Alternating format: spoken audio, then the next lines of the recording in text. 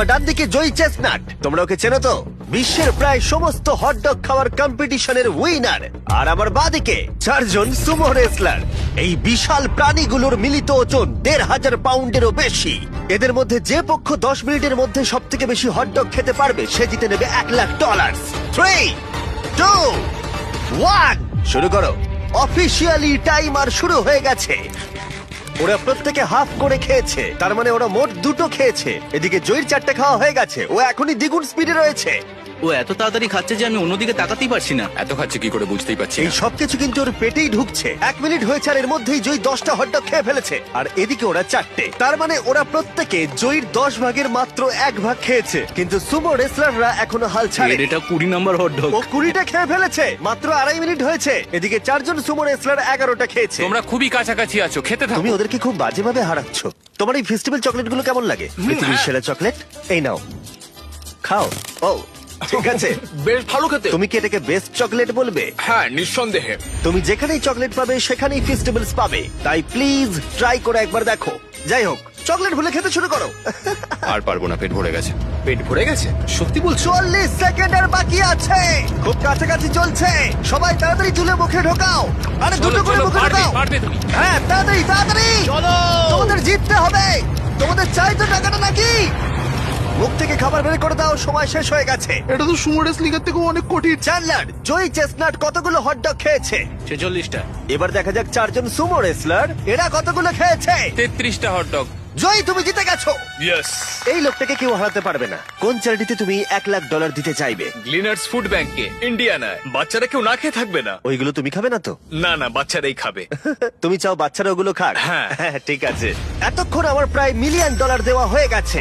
এবার সময় এসেছে আরো বেশি দেবার। আমাদের এপিক গ্র্যান্ড ফিনালে নেইমারের সাথে, যার জন্য তোমরা সবাই এতক্ষণ অপেক্ষা করছিলে। বিশ্বের অন্যতম সেরা ফুটবল প্লেয়ার নেইমার, একজন ইন্টারন্যাশনাল ফুটবল সুপারস্টার, 28টা চ্যাম্পিয়নশিপের বিজেতা, একটা অলিম্পিক গোল্ড মেডেল, আর এছাড়াও ব্রাজিলের সর্বকালের সব থেকে বেশি গোলদাতা। সে কম্পিট করবে একজন সাধারণ প্লেয়ার হিগোরের সাথে, আর ওরা কম্পিট করবে $5,00,000 জন্য। যদি তুমি যেত, এই টাকাটা শুধু তোমার ব্যাংক অ্যাকাউন্টে যাবে, কিন্তু নেইমার জিতলে ওর বেছে নেওয়া যে কোনো চ্যারিটিতে আমি টাকাটা দেবো। বুঝে গেছো? হ্যাঁ, বুঝেছি। আমায় ক্ষমা করো, তুমি হেরে যাবে। আরে নেইমার বলছে তুমি হেরে যাবে, তোমার কি এটাই মনে হয়? না, একদমই না। ঠিক আছে, নেইমার এটা থেকে ভয় পাবে না। ওয়াও ওয়াও, ঠিক আছে। প্রতিবারের মতোই এই গেমের নিয়ম খুবই সহজ। আমরা শুরু করব একটা পেনাল্টি শুট আউট দিয়ে। দুজনে স্কোর করলে আমরা 15 পা করে পিছিয়ে যাব। ততক্ষণ আমরা এটা করে যাব যতক্ষণ না একজন স্কোর করে আর একজন মিস করে দেয়। কে প্রথমে শুরু করবে? চলো। Rock paper scissor shoot. আমি জিতে প্রথম। গেছি। তাহলে নেইমার প্রথমে। এতে পুরো চাপটা আমার উপরেই পড়বে।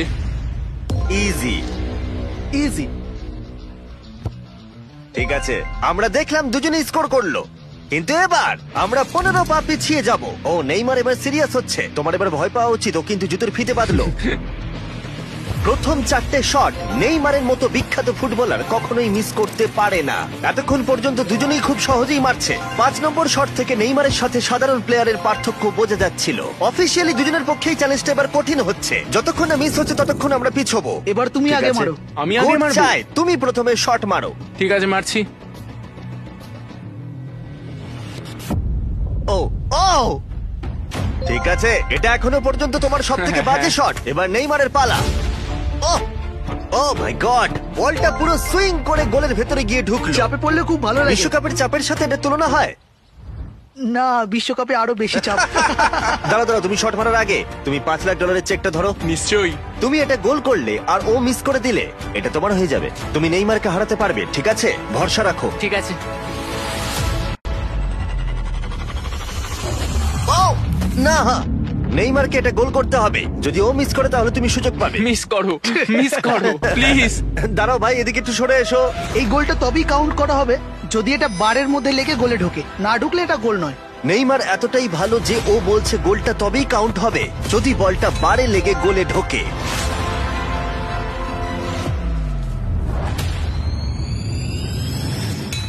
ও ভাই আর মিস করো না, আরে সত্যি মিস বলছি, করো তুমি না ভাই, পারবে। চলো।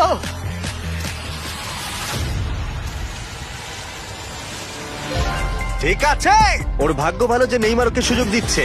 ও নেইমার, ও অপেক্ষা করলো না। ও ও চ্যালেঞ্জে কে কাউকে সুযোগ দিচ্ছে এটা আমি জীবনে প্রথম দেখলাম।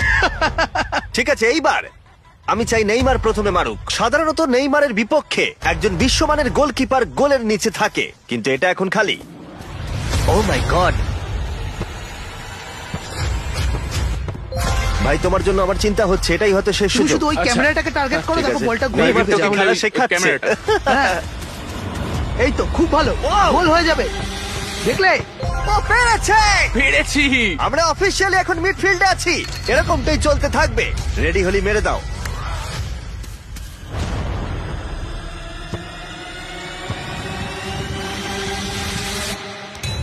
ও মাই গড! ওইটা গোল নয় নাকি গোল? দাঁড়াও একবার কি দেখি, চলো।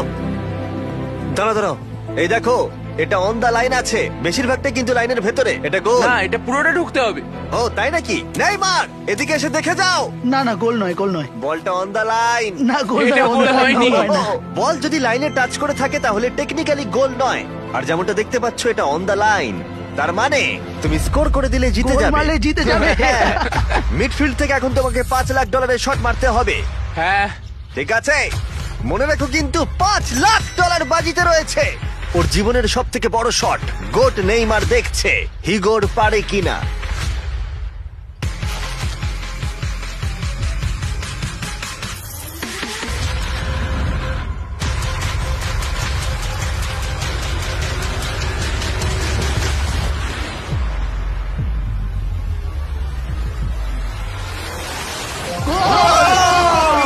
ও পেরেছে!